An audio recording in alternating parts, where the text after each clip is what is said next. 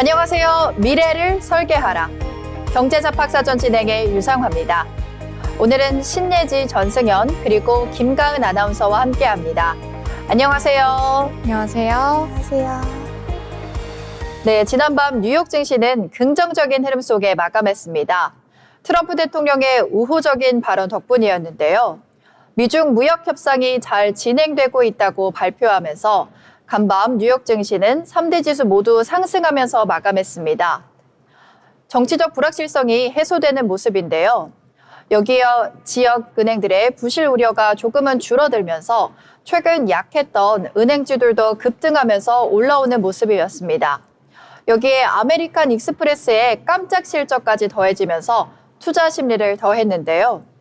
이러한 흐름 속에 뉴욕 증시는 S&P 500 지수, 다우 지수, 나스닥 지수 모두 0.5% 소폭 상승했습니다. 다만 중소형주 중심의 러셀 2000은 하락하면서 마감했습니다. 자세한 미증시 상황 예지 아나운서와 함께 전해보겠습니다. 예지 아나운서 전해주시죠. 네, 미증시 마감 시황 전해드립니다. 지난 주말 뉴욕 증시는 3대 주가 지수가 모두 상승 마감했습니다. 뉴욕 증권거래소에서 다우존스 30 산업평균 지수는 전장보다 0.52% 오른 46,190.6일에 거래를 마쳤습니다. S&P 500 지수는 전장보다 0.53% 상승한 6,600선을 지켰고 나스닥 종합지수는 0.52% 뛴 22,679.97의 장을 끝냈습니다. 지역은행 부실에 대한 경계감에도 도널드 트럼프 미국 대통령이 시진핑 중국 국가주석과 정상회담을 예정대로 추진할 것이라고 누차 밝히면서 투자 심리에 온기가 도는 모습을 보였습니다. 한편 미국 주요 대형 기술 기업들이 이번 주부터 3분기 실적을 내놓게 됩니다. 매그니피센트 가운데 테슬라가 22일 장 마감 후 실적을 공개하면서 스타트를 끊게 됩니다. 다음 주 29일에는 마이크로소프트, 구글, 메타가, 30일에는 애플과 아마존이 실적을 공개합니다. 시총 1위 엔비디아는 내달 19일 8월에서 10월에 분기 실적을 발표하게 됩니다. 그럼 자세한 내용 히트맵 보시면서 종목별 움직임 살펴보겠습니다. 업종별로는 소재와 유틸리티를 제외하고 모두 올랐습니다. 필수 소비재는 1.23% 상승하는 모습 보였습니다. 시가총액 1조 달러 이상의 거대 기술 기업 중에선 테슬라와 애플이 2% 안팎으로 올랐습니다. 미국과 중국 무역 갈등 완화 등의 엔비디아는 0.78%, 마이크로소프트 0.39%, 애플 1.96%, 알파벳 0.73%, 메타 0.68%, 테슬라 2%대 등 대형 기술주들이 대부분 상승하는 모습을 보였습니다. 아메리칸 익스프레스는 실적 급증 소식에 큰 폭으로 상승하는 흐름을 보였습니다.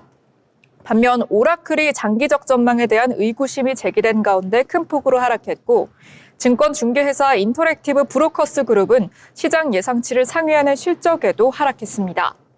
금 가격 하락 속에 뉴몬트 등 금 관련주가 큰 폭으로 하락하는 모습 보였습니다. 다음으로 글로벌 이슈 살펴보겠습니다. 도널드 트럼프 미국 대통령이 이달 말 한국을 방문해 김정은 북한 국무위원장과 회동하는 방안을 미국 정부가 비공개로 논의해왔다고 미국 CNN 방송 등이 18일 보도했습니다.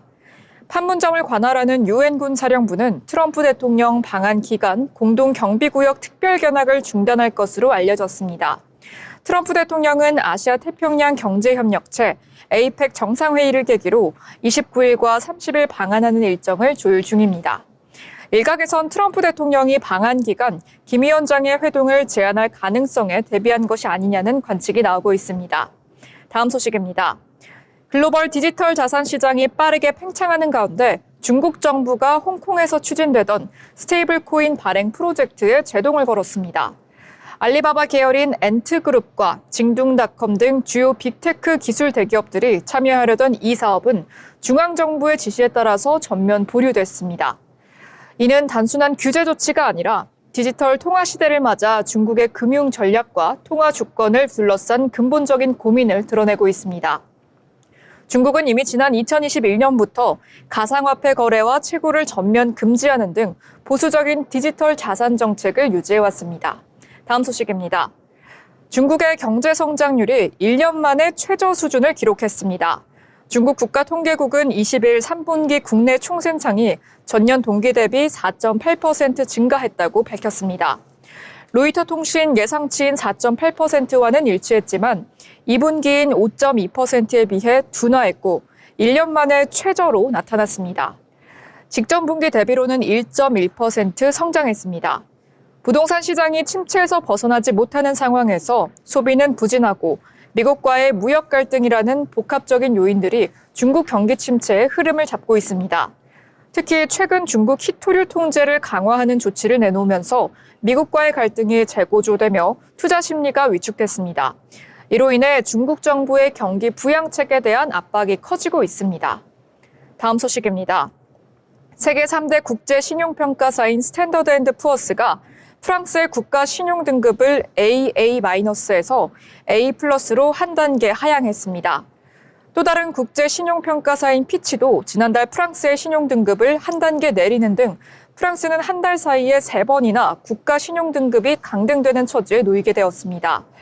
국제통화기금이 15일 발표한 재정 점검 보고서에 따르면 프랑스의 GDP 대비 정부 부채 비율은 코로나 팬데믹 이전인 2019년만 해도 98.1%에 불과했지만 올해는 116.5%를 기록할 전망이라고 합니다. 2030년에는 129.4%까지 오르면서 그리스와 비슷해지게 된다고 합니다. 그럼 이어서 M7 소식 보겠습니다. 먼저 애플 소식입니다. F1 경기의 미국 내 중계권을 5년 계약으로 확보했다는 소식이 애플 주가에 호재로 작용했습니다. 이제 내년부터 애플 TV가 F1 미국 내 독점 중계를 맡게 되는 건데요. 계약 금액은 공개되지 않았지만 월스트리트 저널 보도에 따르면 애플이 연간 최대 1억에서 5천만 달러를 제안했다고 합니다. 다음 소식 엔비디아 소식입니다. 엔비디아의 최신 인공지능 칩 블랙웰 생산에 사용될 웨이퍼가 처음으로 미국에서 양산되기 시작했습니다. 생산지는 TSMC의 애리조나주 피닉스 공장으로 엔비디아의 블랙웰 웨이퍼가 미국 내에서 제조되는 것은 이번이 처음인데요. 엔비디아는 이번 조치는 미국의 공급망을 강화하고 미국 리더십을 확보하기 위한 움직임이라고 설명했습니다. 다음 특징주 오라클입니다. 오라클이 단 3개의 서버로 시작하는 초소형 프라이빗 클라우드 솔루션을 선보이면서 데이터 주권 시장을 공략했다는 소식입니다. 오라클은 오라클 클라우드 인프라스트럭처 전용 리전 25를 출시했다고 20일 발표했습니다. 이 솔루션은 기업의 자체 데이터 센터 안에 최소 3개의 렉만으로 완벽한 기능의 OCI 환경을 구축할 수 있다며 이런 것을 지원하는 것이 핵심이라고 밝혔습니다. 네, 이렇게 M7 이슈까지 살펴봤는데요. 미 증시 전반적으로 뉴욕 증시의 3대 주가 지수가 미국 지역은행 부실 대출 우려를 한꺼풀 벗으면서 반등에 성공하는 모습을 보여줬습니다. 도널드 트럼프 미국 대통령이 이달 31일 경북 경주 에이펙 정상회의를 계기로 시진핑 중국 국가주석과 만날 것이라고 공언한 점도 투자 심리를 다시 뜨겁게 했습니다. 앞으로 이어지는 실적 발표 시즌에 주목하시면 좋을 것 같습니다. 지금까지 미증시 마감 시황 전해드렸습니다. 네, 예지 아나운서와 글로벌 증시와 미증시 마감 상황 알아봤습니다.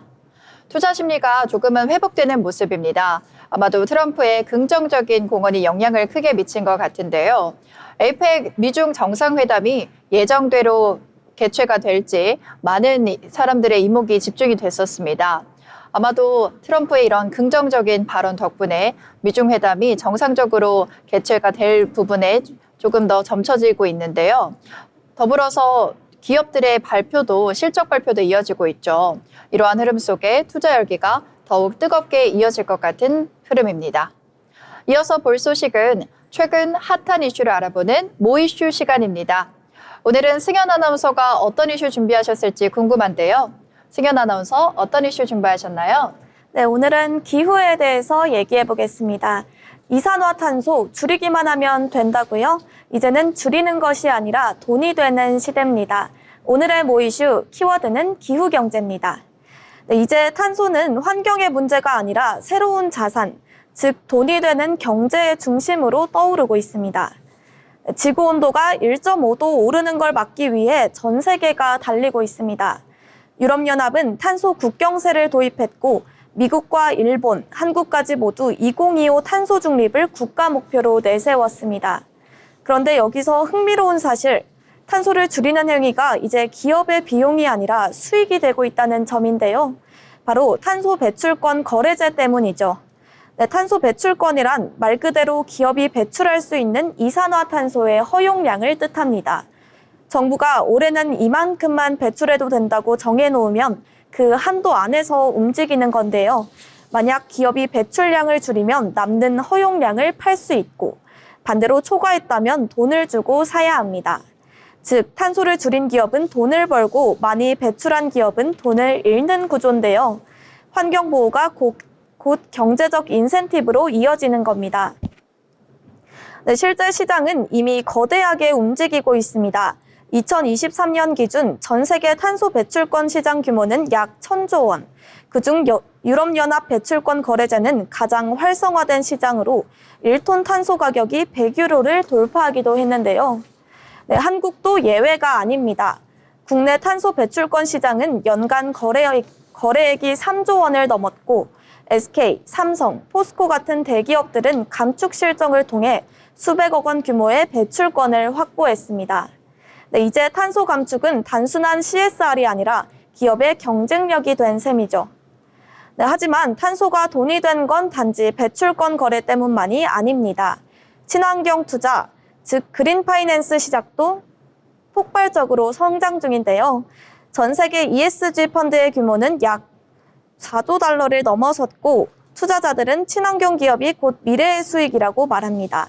전기차, 재생에너지, 수소산업에 돈이 몰리는 이유도 바로 여기에 있습니다. 네, 그렇다면 개인에게도 기후경제는 의미가 있을까요? 네, 있습니다. 최근 등장한 개념 바로 탄소저감 포인트 제도입니다.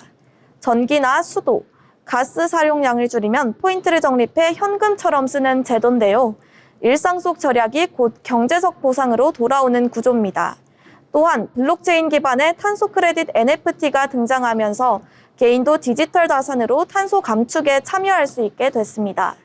네, 예컨대 나무 심기 프로젝트나 태양광 발전소에 투자하면 그 감축량이 토큰으로 발행돼 거래되는 방식입니다. 네, 지구를 살리는 일이 곧 나의 자산이 되는 시대가 열린 겁니다. 하지만 기후경제의 이면에는 논란도 존재합니다. 돈이 걸린 환경이 과연 진정한 환경일까? 일각에서는 배출권이 부자 나라와 대기업의 면죄부가 되고 있다고 지적합니다. 네, 예를 들어 일부 선진국은 감축 대신 개도국의 산림보호산업에 투자해 감축한 것처럼 인증서를 받습니다. 네, 결국 돈으로 탄소를 사고 파는 구조가 근본적인 환경 개선으로 이어지지 않는다는 비판도 있는 건데요. 네, 이에 대해 전문가들은 말합니다. 기후경제는 완벽하지는 않지만 지속 가능한 시스템으로 나아가기 위한 첫 번째 발판입니다. 네, 실제로 기후경제는 지금 이 순간에도 진화하고 있습니다. AI는 탄소 배출량을 실시간으로 분석하고 위성은 산업단지의 오염도를 추적합니다. 그리고 정부는 탄소세와 녹색 분류 체계를 도입해 기업의 환경 성과를 직접 평가하고 있습니다. 기후는 이제 환경부의 영역을 넘어 재무, 산업, 외교의 핵심 변수로 자리 잡았습니다. 네, 정리하자면 탄소는 더 이상 공기 중에 흩어지는 가스가 아닙니다. 이제는 가격이 매겨지고 거래되고 투자되는 경제자산이 됐습니다. 한때 환경은 돈이 안 된다고 했지만 이제는 환경이 돈을 만든다는 시대, 지구를 지키는 일이 곧 우리의 지갑을 지키는 일이 되었습니다. 네, 기후위기 시대, 당신은 탄소를 줄이는 소비자인가요? 아니면 기후경제의 투자자인가요? 네, 지금까지 모이슈였습니다. 네, 승현 아나운서와 함께 탄소 배출권에 대해서 알아봤습니다.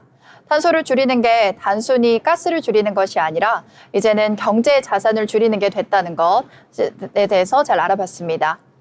이번 시간에는 지난주 우리 국내 시장 흐름을 알아보는 국내 시장 정리 시간입니다. 김가은 아나운서가 준비했습니다. 지난주 한 주간의 국내 증시 흐름 정리해드리겠습니다. 지난주 국내 증시는 외국인 투자자 중심의 순매수세와 반도체 업황 회복 기대감 등으로 상승 흐름을 보였는데요. 코스피 지수는 3,748선에 장 마감하며 사상 최고치로 거래를 마쳤습니다. 시작일 기준가 대비 3.83% 상승한 건데요. 10월 13일부터 17일, 이 기간 동안 코스피는 신고가를 경신하며 강세를 이어갔습니다. 삼성전자의 3분기 잠정 실적 발표가 시장 예상치를 크게 웃돈 영향으로 반도체주의 투자 심리가 몰리며 지수 상승을 견인한 건데요. 삼성전자와 SK하이닉스를 중심으로 반도체주의 질주에 힘입어 코스피 또한 큰 폭으로 올랐습니다. 후반에는 한미 관세 협상 최종 타결에 대한 기대감까지 전해지며 코스피 랠리에서 소외됐던 자동차주 등도 모처럼 상승했는데요. 또 신정부 출범과 정책 추진의 가속화, 추가 경정 예산에 대한 기대감이 상승의 동력을 불어넣으며 코스피 사상 최고치 경신에 기여했습니다. 코스닥 지수는 시작일 기준가 대비 0.01% 상승하며 859선에 장 마감했습니다. 사실상 혼조세를 보이다 보합권에 머물렀습니다. 미중 무역 분쟁 불확실성 속 이번 주 국내 증시는 단기간 급등에 따른 차익 실현의 압박감이 반영될 수도 있는데요. 한미 관세 협상의 타결과 국회의 상법 그리고 세법 개정에 대한 기대감, 환율 흐름 등이 투자 심리를 좌우할 것으로 보입니다. 앞서 한미는 미국이 부과하는 국가별 관세와 자동차 품목 관세를 25%에서 15%로 낮췄었는데요. 한국이 3,500억 달러의 대미 투자 펀드를 조성하기로 합의한 바가 있는데 미국은 선불 투자를 요구하고 있고 우리 정부는 이 방식이 한국 외환 시장의 안정성을 해칠 수 있다는 우려를 전달하고 있는 상황입니다. 오는 24일 발표되는 미국 소비자 물가지수 CPI와 오는 오늘부터 23일까지 개최되는 중국 4중 전회 결과도 주목할 필요가 있겠습니다. 에이펙 정상회의를 앞두고 열리는 중국의 4중 전회와 관련해서는 중국의 기술 자립 노선 강화가 예상돼서 미중 갈등 심화에 대한 우려를 키울 수 있다는 관측도 나오고 있습니다. 요약하자면 지난주 국내 증시는 외국인 매수세와 반도체주 반등, 정책 기대감에 힘입어 강세를 보였지만 단기적으로는 관망 심리와 글로벌 변수에 따라 상승폭이 제한될 가능성이 있겠습니다. 지금까지 10월 셋째 주 국내 증시 마감 시황이었습니다. 네, 가은 아나운서와 함께 10월 셋째 주 국내장 흐름 알아봤습니다. 지난주 특히 좋은 소식들이 많았죠. 코스피가 3,800선을 터치했고요. 반도체 투톱 종목을 비롯해서 반도체 관련 종목들이 계속해서 상승하는 흐름이 이어졌습니다. 더불어서 외국인들의 매수세가 상승을 견인하는 장이었는데요. 이번 주도 어떤 흐름 이어갈지 저희 방송과 함께 주목하시면 좋겠습니다. 이어서 보실 소식은 오늘 하루 어떤 이슈들이 나왔는지 알아보는 뉴스 브리핑 시간입니다. 이번 시간에는 예지 아나운서가 준비했는데요. 예지 아나운서 전해주시죠. 네, 오늘장 경제 이슈를 정리해드리는 뉴스 브리핑 시간입니다. 먼저 제조기업 관련 기사입니다. 제조기업들의 경영 실적 전망이 코로나 때보다 부정적인 것으로 조사됐습니다. 부진한 시장 상황 속에서 비용 상승과 기업 부담 입법 등의 영향이 전망 악화를 부추긴 모양새입니다. 대한상공회의소는 전국 제조기업 2,275개사를 대상으로 실시한 2025년 기업 경영 실적 전망 및 LOE인 조사 결과를 20일 발표했습니다. 그 결과 제조기업 75%가 올해 영업이익이 연초 설정한 목표 수준에 미달한 것으로 전망했습니다. 이는 코로나 팬데믹이 시작된 2020년 이후에 진행된 조사에서 목표치 미달에 응답한 기업 비중보다도 높은 수준입니다. 영업이익 실적이 올해 목표치 수준에 부합할 것으로 응답한 기업은 20.4%였으며 목표치를 초과 달성할 것으로 답한 기업은 4.6%에 불과했습니다. 올해 제조기업들은 힘든 시장 상황을 견디고 있습니다. 내수 소비 회복이 지연되고 건설 경기 침체도 이어지며 내수 여건이 좀처럼 개선되지 못한 탓입니다. 수출 또한 반도체를 제외하면 1월에서 9월 누적 수출이 전년 대비 1.5% 감소해 회복세로 보기는 이르다는 평가입니다. 다음 소식, 재건축 관련 뉴스입니다. 정부가 서울 전역, 경기 12곳을 규제 지역과 토지거래 허가구역으로 묶으면서 재건축과 재개발 등의 사업도 제동이 걸릴 전망입니다. 조합원 지위 양도가 어려워져서 입주권 거래가 줄어드는 등 물량 가뭄이 이어질 것이라는 관측이 나오고 있습니다. 서울 및 경기도 과천, 성남, 용인, 수원, 광명, 안양과 의왕, 하남에 있는 정비사업지는 규제 지역으로 지정됨에 따라 조합원 지위 양도 제한, 재당점 제한, 조합원 공급 주택수 제한 등의 규정을 적용받습니다. 투기 과열지구로 지정되면 재건축은 조합 설립 인가 이후, 재개발은 관리 처분 계획 인가 이후부터 조합원 지위 양도가 제한되게 됩니다. 1가구 1주택자로 10년 이상 보유, 5년 이상 거주 요건을 충족하지 않으면 등기 이전까지 매매가 불가능하게 됩니다. 분양 대상자로 선정된 조합원과 일반 분양자에게는 5년간 재당첨 제한이 적용됩니다. 다음 뉴스 코스피 관련 기사입니다. 코스피가 20일 3,800선도 돌파하면서 역대 최고가를 또다시 경신했습니다. 지난 2일 3,500선을 넘긴 코스피는 지난 10일 3,600선, 지난 16일엔 3,700선을 넘기면서 한 달도 안 돼 300포인트 넘게 올랐습니다. 3,700선을 돌파한 지 2거래일 만에 장중 사상 최고치를 경신하면서 4,000피 기대감이 확대되고 있습니다. 20일 한국거래소에 따르면 이날 오전 코스피는 전 거래일 대비 1.32% 상승한 3,798.28을 기록했었습니다. 전일 대비 0.74% 오른 3,775.4에 개장한 코스피는 장중 등락을 반복하다 3,800선까지 오르면서 사상 최고치를 다시 썼습니다. 유가증권 시장에서는 기관이 2,214억 원, 개인이 1,593억 원을 순매수하는 모습 보였습니다. 반면 외국인은 3,844억 원을 순매도하는 모습 보였습니다. 증권가에서는 이번 주 코스피가 3,800선을 돌파할 수 있다고 전망했었는데요.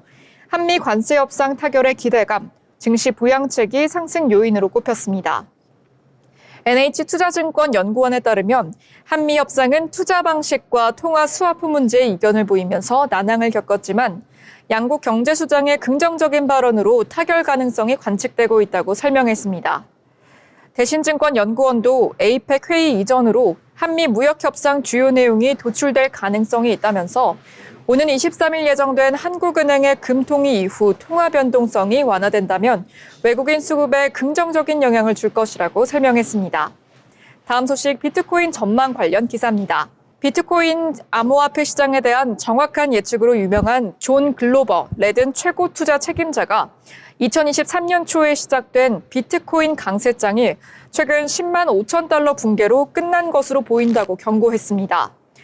암호화폐 전문 매체 코인데스크는 19일 이같이 보도하면서 비트코인이 7만 달러까지 떨어질 수 있다고 덧붙였습니다. 이는 현재 가격인 10만 8천 달러에서 35% 이상 하락할 가능성이 있다는 여지입니다. 글로벌 CIO는 암호화폐가 5파동 상승 움직임을 완료했으며 적어도 2026년 말까지 지속될 수 있는 약세장에 진입한다고 굳게 믿는다고 말했습니다. 그는 비트코인은 7만에서 8만 달러까지 떨어질 것이라고 덧붙였습니다. 그는 비트코인이 사상 최고치인 12만 4천 달러 선을 다시 테스트하거나 소폭 상승할 가능성을 배제할 수는 없지만 이미 추세는 약세로 전환됐다고 설명했습니다.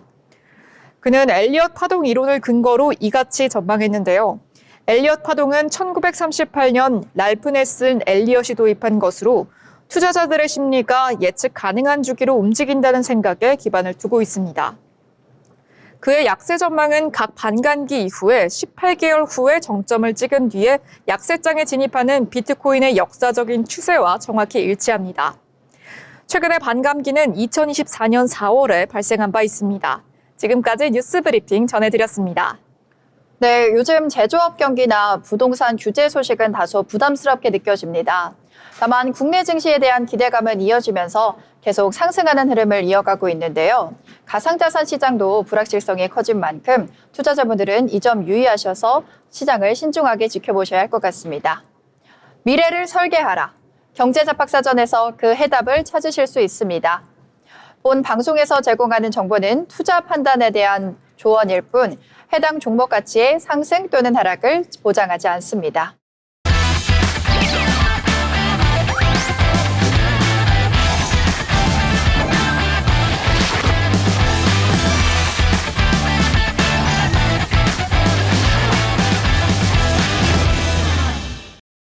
이번 시간은 투자의 고수가 되고 싶은 아나운서들이 경제 그리고 주식 이야기 나눠보는 시간입니다. 먼저 오늘 국내 마감 시황 어땠는지 알아볼 텐데요. 김가은 아나운서가 준비했습니다. 10월 20일 국내 증시 마감 시황 전해드립니다. 날은 선선해졌지만 오늘 국내 증시에서만큼은 훈풍이 불어왔는데요. 코스피 2% 가까이 상승하며 3,814선을 거래 마쳤습니다. 코스닥도 2% 가까이 오르면서 875선을 장 마감했습니다. 다음은 수급 상황 살펴보시죠. 오늘 유가증권 시장의 매수 흐름을 주도한 건 기관이었습니다.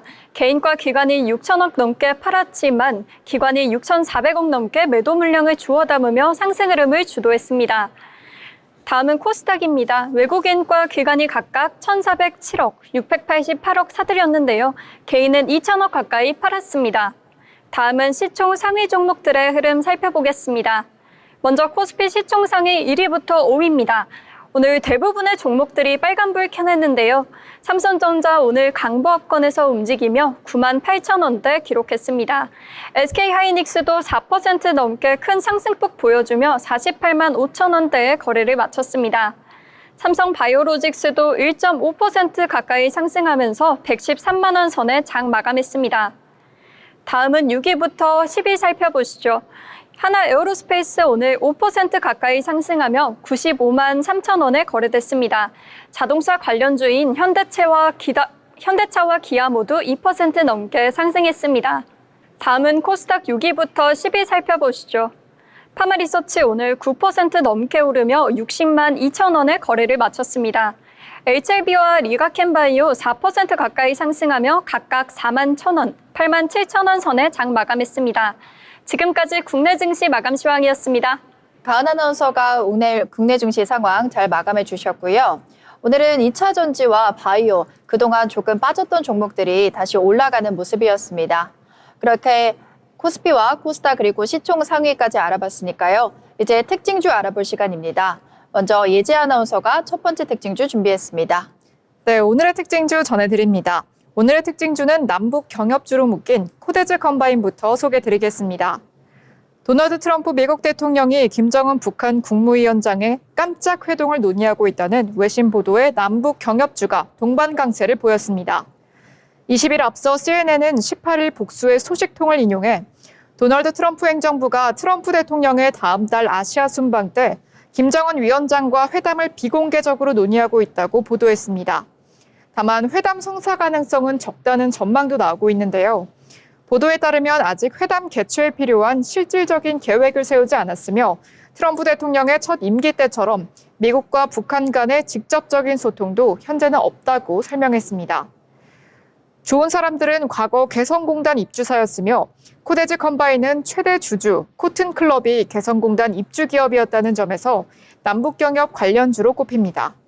코데즈 컴바인은 1995년 설립되어 2001년 코스닥에 상장된 이후 2008년 리더스 PJ와 함께 합병을 통해 외형을 확장한 여성 캐주얼 전문 브랜드입니다.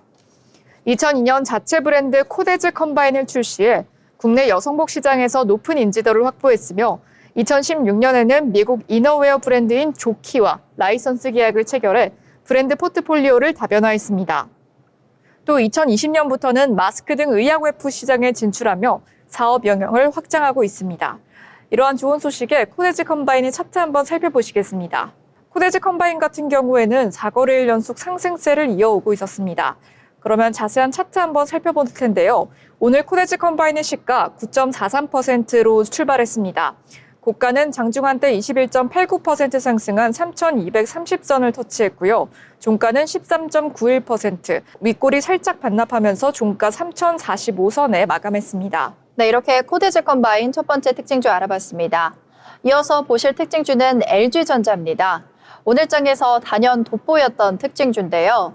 실적에 대한 기대감이 시장 예상치를 상회하면서 오늘 장에서 계속해서 주목받았던 주입니다. 3분기 실적이 시장 예상치를 웃돈 데다 인도법인 상장 성과에 대한 긍정평가까지 이어지면서 오늘 투자 심리가 많이 살아났습니다. LG전자는 지난 13일 3분기 실적을 발표했는데요. 매출액은 21조 8,751억 원, 영업이익은 6,889억 원을 기록했습니다. 글로벌 경기 둔화와 소비 위축에도 불구하고 수익성을 견조하게 지켜낸 모습인데요. 이런 식으로 시장 컨센서스를 상회했습니다. 특히 생활가전 부문에서 꾸준히 매출을 이어나가면서요. 어려운 환경 속에서도 체력을 입증했다는 평가가 나옵니다. 이어서 14일에는 인도법인 상장이 성공적으로 마무리되면서 LG전자 주가에 또 한 번 모멘텀이 붙었습니다. LG전자 인도법인은 상장 직후 시가총액 약 18조 7천억 원을 기록했는데요. 이는 인도 증시에 상장된 경쟁사인 월플인디아와 볼타스를 크게 웃도는 수준입니다. LG전자가 보유한 인도법인 지분 일부를 매각을 하면서 약 1조 8천억 원의 현금을 확보한 점도 긍정적으로 평가됩니다. 증권가에선 이번 IPO 흥행을 현지 사업 가치의 외부 재평가로 보고 있습니다. 첫 번째로 메리츠증권은 인도 IPO가 성공적으로 마무리되면서 LG전자의 모회사 디스카운트 축소와 밸류에이션 재평가를 자극할 수 있다고 분석했습니다. 또한 IPO 대금 유입으로 자금 운용 여력이 커지고 해외 시장 확대에도 속도가 붙을 것이라고 내다봤습니다. SK증권 역시 본사와 인도법인 간의 가치 차이에 주목했습니다. LG전자 인도법인의 PBR은 약 20배에 달하는 반면 본사 PBR은 0.7배 수준으로 여전히 저평가돼 있다는 겁니다. 이에 따라 증권가에서는 LG전자가 재평가받을 시점이라는 의견이 확산되고 있습니다. 한편 LG 디스플레이 실적 개선에 따른 배당 확대 가능성도 주가에 우호적으로 작용할 것으로 보입니다. 이에 주요 증권사들은 일제히 목표 주가를 상향 조정했습니다. 메리츠증권은 10만 원에서 11만 8천 원, SK증권은 11만 5천 원, 현대차증권은 11만 원, 키움증권도 11만 원으로 상향하면서 공통적으로 매수 의견을 유지했습니다. LG전자의 직전 거래일 종가는 8만 4,200원이었는데요. 오늘 장에서 7% 상승을 이어가면서 투자자들의 이목을 끌었습니다. 실적 안정성과 글로벌 성장 스토리가 동시에 부각되면서 LG전자가 연말까지 추가 상승세를 이어갈 수 있을지 주목됩니다. 이어서 보실 특징주 예지 아나운서가 준비했습니다. 네, 이번 특징주는 호실적의 기대감을 안고 가는 파마리서치입니다. 파마리서치의 주가가 3분기 호실적 기대감에 오전장에는 9%대 상승해 60만 원 선을 돌파했습니다. 20일 오전 10시쯤에 파마리서치 주가는 전 거래일 대비 5만 원 오른 60만 2천 원에 거래되는 모습 보였습니다. 외국계 증권사의 목표 주가 상향과 증권가의 실적 상향 전망이 겹치면서 호실적을 기대한 투자자들이 몰린 결과로 풀이됩니다. DB금융투자는 파마리서치의 3분기 연결 매출액을 전년 대비 각각 59%와 71% 증가한 1,418억 원, 영업이익을 597억 원으로 추정했습니다. 의료기기 내수 매출은 의료 관광 수요 확대로 609억 원을 기록하며 69.2% 늘었고 화장품 매출도 322억 원으로 90.5% 급증했습니다. 이날 외국계 맥쿼리 증권 또한 파마리서치 목표 주가를 기존 77만 원에서 84만 원으로 9% 상향 조정했습니다. 파마리서치는 리쥬란 브랜드를 앞세운 스킨부스터와 의료기기, 화장품 기업으로 3분기에도 외형 성장이 이어지고 있습니다. DB금융투자는 3분기 연결 매출액을 1,418억 원, 영업이익을 597억 원으로 추정했으며 이는 전년비 각각 59%와 71% 증가한 수치입니다. 의료기기 내수 매출은 의료 관광 수요 확대로 609억 원을 기록하며 62% 가까이 늘었고 화장품 매출도 322억 원으로 90% 가까이 급증하는 모습 보였습니다. 맥쿼리 증권에 따르면 이러한 호실적을 전망했는데요. 더불어 의료계 인력 정상화와 4분기 성수기 진입으로 실적이 개선될 것이라 내다봤습니다. 이러한 호실적 기대감에 파마리서치의 차트 한번 살펴보겠습니다. 파마리서치 오늘도 역시 상승 흐름을 이어갔습니다. 시가는 1.28%로 출발했지만 장중한때 고가는 11.19%로 출발했습니다. 장중한때 고가 60만 6천 원을 찍는 모습 보여줬는데요. 종가도 상승분을 많이 반납하진 않으면서 10.28% 상승한 60만 1천 원의 종가 형성했습니다. 네, 이렇게 파마리서치 알아봤고요. 다음으로 보실 특징주는 네이처셀입니다. 정부의 규제 완화 기대감 속에 오늘 주목을 받은 특징주였는데요. 줄기세포 치료에 대한 규제 완화 기대감이 커지면서 오늘 19.44% 오른 28,950원의 종가 형성했습니다. 그동안 줄기세포 치료를 원하시는 분들이라면 우리나라에서 치료를 받지 못하고 일본이나 해외 등으로 원정 치료를 떠나야 했는데요. 이 같은 불편을 해소하기 위해서 지난 2월에 정부가 첨생법을 개정했습니다. 첨단 제상의료 및 첨단 바이오의약품 안전 및 지원에 관한 법률이라는 뜻인데요. 이 개정으로 증대, 희귀, 난치 질환에 대한 줄기세포 치료의 국내 허용 근거가 마련됐지만 실제 현장에선 정의가 모호하고 행정 절차가 복잡해서 실효성이 떨어진다는 비판이 이어졌습니다. 이런 상황에서 지난 16일 이재명 대통령이 주재한 제2차 핵심 규제 합리화 전략회의에서 줄기세포 치료를 전향적으로 판단할 필요가 있다면서 과감한 제도 개편을 지시했습니다. 이에 따라 정부는 난치 질환 여부를 사례별로 보다 유연하게 판단하고 만성 통증이나 궁골격계 질환도 국내에서 치료가 가능하도록 연내 가이드라인을 마련할 계획이라고 발표했습니다. 또한 수요가 많은 질환을 중심으로 임상 연구를 활성화하고 해외 임상 근거가 충분한 경우에는 즉시 치료 심의가 들어갈 수 있는 제도도 추진합니다. 이 같은 정부 움직임이 줄기세포 치료제 연구개발 기업인 네이처셀에 대한 기대감으로 이어졌습니다.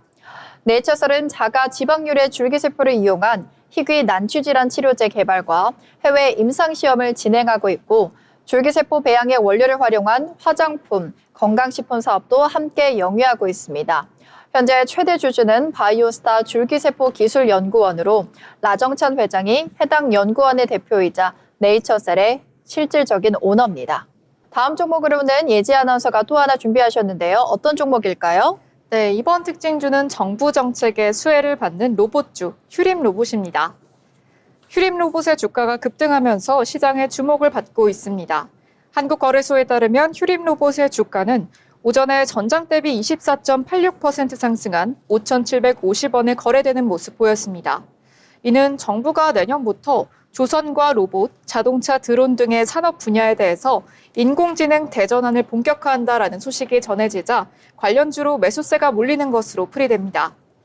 20일 정부는 구윤철 경제부총리 겸 기획재정부 장관 주재로 성장 전략 태스크포스 겸 경제관계장관 회의를 열고 이 같은 내용의 AI 릴레이 현장 간담회 결과 및 조치 계획을 발표했습니다.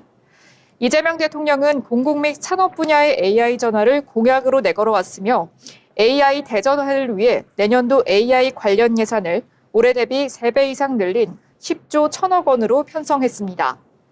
특히 로봇 분야에서는 산업 현장과 공공 분야 실증 확대를 위한 신규 사업을 시행하며 AI 로봇 기술 개발 목적의 원본 데이터 활용을 위한 개인정보보호법 개정도 추진합니다. 휴림로봇은 비롯한 로봇주도 강세였습니다. 로보로보는 14%, T로보틱스는 10%, 유진로봇은 9%, 우린 PTS 9%, 로보스타 7% 등 오름세를 보였습니다. 휴림로봇은 1999년 설립된 산업용 및 지능형 로봇 생산 기업으로 2006년 로봇업계 최초로 코스닥 시장에 상장을 성공했습니다. 학교 및 연구기관의 주문 사양에 맞춘 제작 형태로 직접 판매를 진행하고 있습니다. 이러한 정부 정책의 수혜를 받는 로봇주 휴림로봇의 차트 한번 살펴보겠습니다. 휴림로봇 같은 경우에 꾸준히 상승세를 이어왔습니다. 이 거래일 전에 하락을 한 것을 제외하고는 휴림로봇 같은 경우에 오늘 시가 3% 상승한 4,745원으로 출발했습니다. 고가는 29.86% 상승하며 5,980원으로 상한가를 찍었습니다. 종가는 29.86% 상승분 그대로 가져오면서 5,980원으로 종가 형성했습니다. 네, 이렇게 휴림로봇까지 오늘의 특징주 같이 알아봤습니다. 이어서 보실 내용은 인물로그입니다. 호랑이는 죽어서 가죽을 남기고 사람은 죽어서 이름을 남긴다. 주목할 만한 인물들을 알아보는 인물로그 시간인데요. 오늘은 전승현 아나운서가 준비했습니다. 승현 아나운서, 오늘은 어떤 인물 준비했을까요? 네, 오늘의 인물로그 전해드립니다. 누군가는 느리다고 말하지만 그 느림 속엔 정직한 믿음이 있습니다.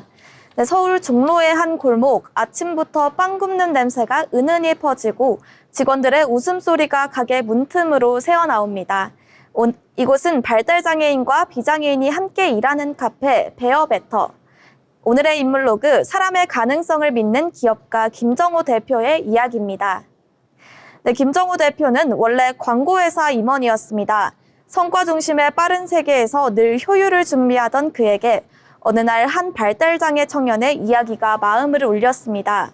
나는 일하고 싶어요. 그냥 하루만이라도. 그 짧은 한마디가 김 대표의 삶을 바꿨습니다. 장애가 있다는 이유만으로 면접에 문턱조차 넘지 못하는 현실. 그는 이 세상에 일하고 싶어도 일할 수 없는 사람이 이렇게나 많다는 사실에 충격을 받았습니다. 일은 단순히 돈을 버는 게 아니라 존재를 인정받는 방식이라는 걸 깨달았습니다. 네, 2012년 김정우 대표는 광고회사를 그만두고 사회적 기업을 세웠습니다. 네, 이름은 베어베터인데요. 함께 견디면 더 나아진다는 뜻이 담긴 이름입니다. 네, 처음엔 단 2명의 발달장애 청년과 시작했습니다. 초콜릿을 포장하고 쿠키를 굽고 택배를 포장하는 일. 속도는 느렸지만 그 느림 속엔 웃음이 있었습니다. 네, 김 대표는 장애를 능력의 결함이 아닌 속도의 차이로 바라봤습니다. 그 시선이 베어베터의 경영 철학이 됐습니다. 네, 시간이 지나자 소문이 났습니다. 정성스레 구운 쿠키와 깔끔하게 포장된 선물 세트. 베어베터의 제품은 기업 고객들에게 입소문을 탔고 하루 10개였던 주문은 100개로, 그리고 1000개로 늘어났습니다. 현재 베어베터는 서울과 수도권에 매장과 공장을 운영하며 500명 이상의 장애인 직원이 일하고 있습니다. 그들 대부분은 첫 월급 봉투를 이곳에서 받았는데요. 한 직원은 이렇게 말합니다. 여기서 내가 실수해도 혼나지 않아요. 대신 다시 해보자고 말해줘요. 이 단순한 한 문장이 김 대표가 만든 세상의 본질을 보여줍니다. 네, 김정우 대표의 리더십은 명령이 아닌 신뢰입니다. 그는 회의 때마다 직원들에게 묻습니다.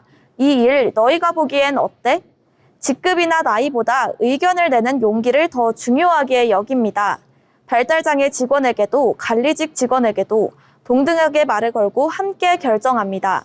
도와주는 존재가 아닌 함께하는 동료가 되길 바랐다는 그의 철학은 자연스럽게 조직 문화를 바꿨습니다. 베어베터는 단순한 고용의 공간이 아니라 사람이 성장하는 회사로 되었습니다. 네, 베어베터는 지금 카페를 넘어 포용적 일터 플랫폼으로 성장하고 있습니다.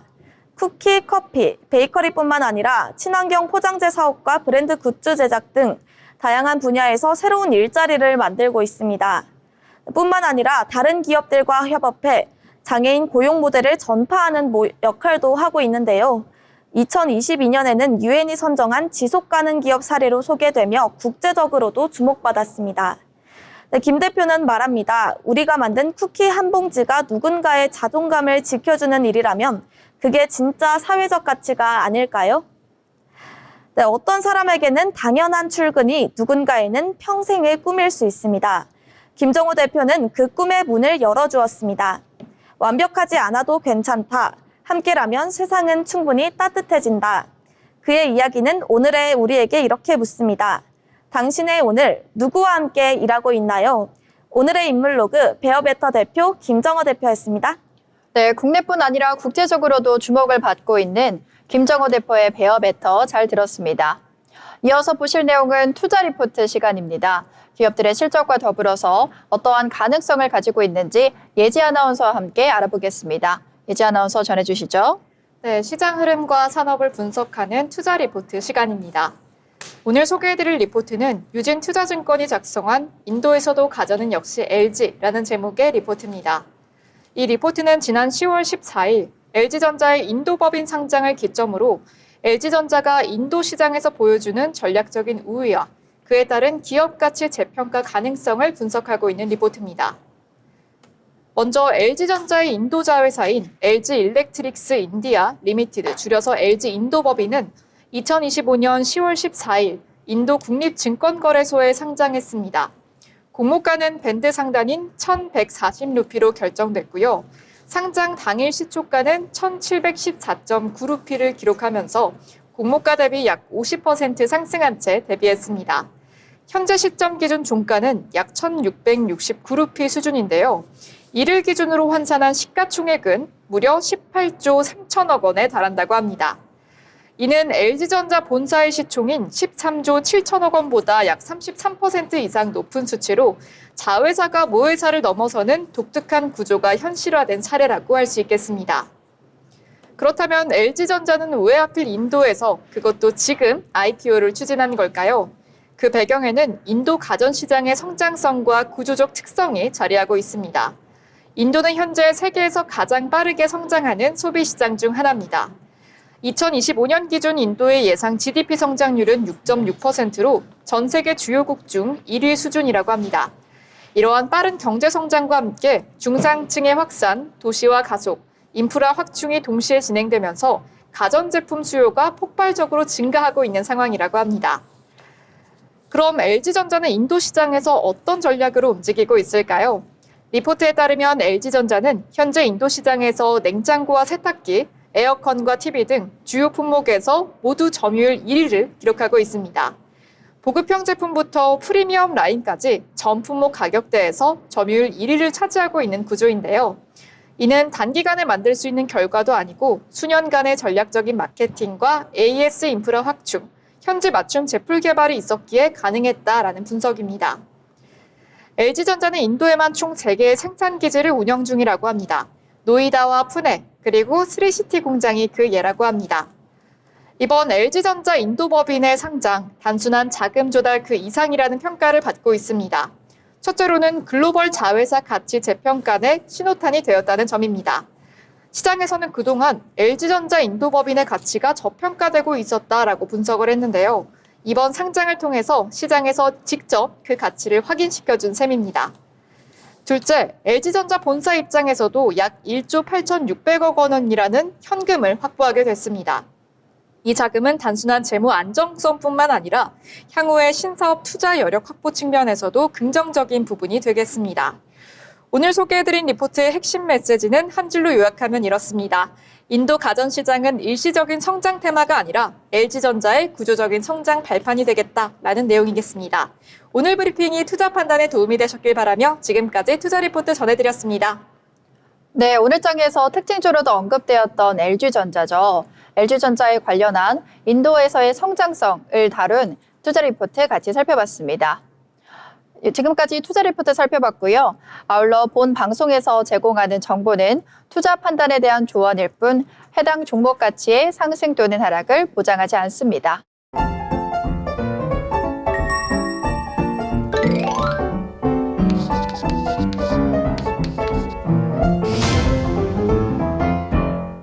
네, 이렇게 오늘 시장과 더불어서 글로벌 증시 흐름까지 오늘 경제세팍사전 같이 돌아왔는데요. 오늘의 한 줄평 시간이 남아 있습니다. 먼저 예지 아나운서에게 한 줄평 물어보고 싶은데요. 오늘 시장 어떻게 요약하면 좋을까요? 네, 오늘 미증시 모두 상승 마감을 해줬지만 중국과 프랑스의 경기가 좋지 않아 보입니다. 국제적인 정세에도 관심 가져보시면 좋을 것 같습니다. 네, 국제적인 정세에도 관심 가져보라는 예지 아나운서의 한 줄평 잘 들었고요. 이어서 승현 아나운서는 어떻게 생각하시나요? 네, 무역 긴장 완화에 코스피가 3,800선 돌파하며 강세 연출했지만 대형주와 중소형주 간 온도차가 뚜렷했던 하루라고 말하고 싶습니다. 네, 저는 오늘 시장에서 긴장을 늦추지 말자라고 정리해보고 싶습니다. 뉴욕 증시도 좋았고 오늘 우리 증시의 흐름도 좋았지만요. 이럴 때일수록 긴장을 늦추지 않는 태도가 중요할 것 같습니다. 오늘 저희가 준비한 소식은 여기까지입니다. 내일도 저희 방송과 함께 하시면서 현명한 투자 판단 이어가셨으면 좋겠습니다. 고맙습니다.